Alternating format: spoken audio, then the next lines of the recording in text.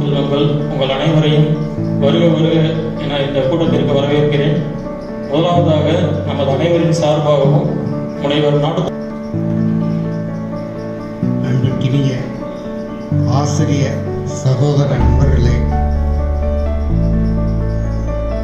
அன்பிற்கு மேலான மாணவ செல்வங்களே, இத்துறையில் பணியாற்றும் சரியா? அதாவது இந்த மாதிரி கல்லூரியில நீங்க 3 வருஷம் படிச்சதே பெரும் பேர். நாங்க 30 வருஷம் பயங்களை சமாளிக்கிறது ரொம்ப கஷ்டம். சரியா? நல்ல சூழ்நிலையில ஒரு நல்ல இடத்துக்கு நீங்க வந்திருக்கீங்க.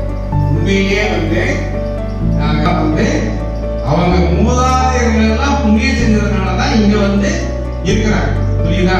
ஒரு இடத்துல இருக்கணும்னு சொன்னா ஒரு பெருமை. இப்ப இன்ஜினியரிங் காலேஜ் எல்லாம் படிச்சா என்ன சொல்லுவாங்க? ஜோசப்பா இல்ல மணிமலரா இதெல்லாம் கேட்பாங்க. அது மாதிரி நம்ம கல்லூரிக்கு ஒரு பேர் விவேகானந்தா கல்லூரி அப்படின்னாலே கஷ்டமா எடுத்துக்கூடாது. கஷ்டம் இல்லாத எதுவுமே கிடையாது. முயற்சி தெய்வத்தால் முயற்சி தான் தெய்வத்தை பொழிதான் சொல்லுவாங்க. ஏன்னா நம்மளுடைய பெருமையா சொல்லிக்கிறது. புரியுதா? சங்கடப்பட வேண்டிய அவசியமே கிடையாது. சும்மா கேள்வி வேற காலேஜில் படிக்கிற பையன்லாம் சாமியார் காலேஜ் அப்படின்னு சொல்லுவாங்க. சாமியார் காலேஜ் நல்லதுதான் சொல்லிப்பாங்க. வேற எந்த எதுவும் கிடையாது. முடியாத அளவுக்கு ஒரு சிறப்பு கல்வி வழங்கப்படும். அந்த கல்லூரியில ஒரு சிறப்பு மிகுந்த துறை சுவாலஜி.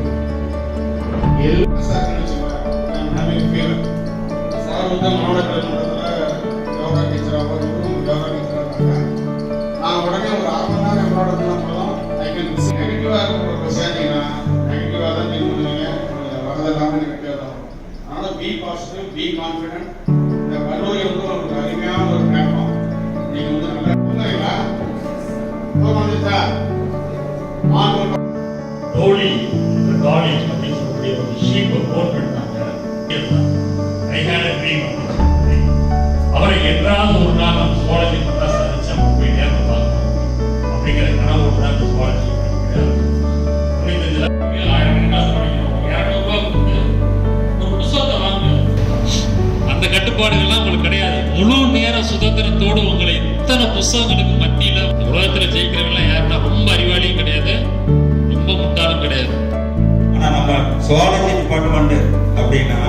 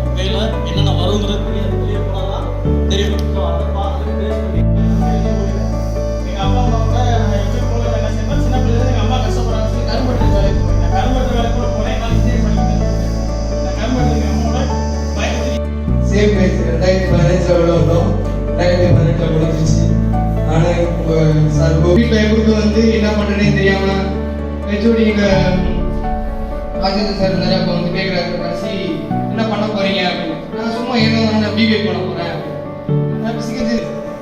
எம்எஸ்சி போட்டு இங்கே படி அப்படின்னு. ஃபேமிலி சுச்சுவேஷன்ல நாங்கள் வெளியில போயிட்டு அப்படின்னு சொன்னாங்க. சரி, ஏதாவது ஒரு டிகிரி படிக்கணுமே அப்படின்னு நினைச்சேன்.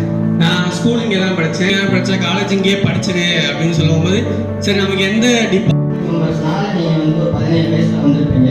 உங்கள் 17 வயசு உங்களுக்கு ஒரு வயசு ஆனப்போ உங்களுக்கு வாய் தொடர்ந்து கேட்க ஆரம்பிச்சதுலேருந்து உங்கள் அம்மா அப்பா உங்களுக்கு பிடிச்ச எல்லாத்தையும் செஞ்சு கொடுத்தாங்க.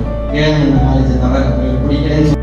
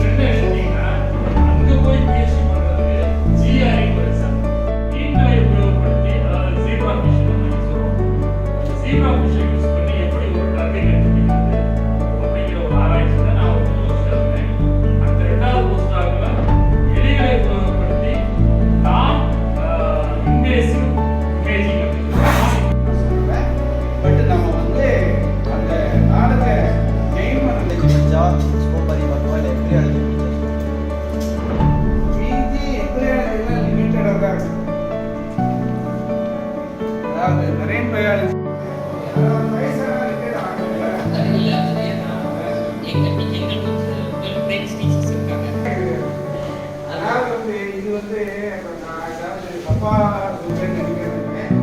எல்லாருக்கும் வந்து அவங்க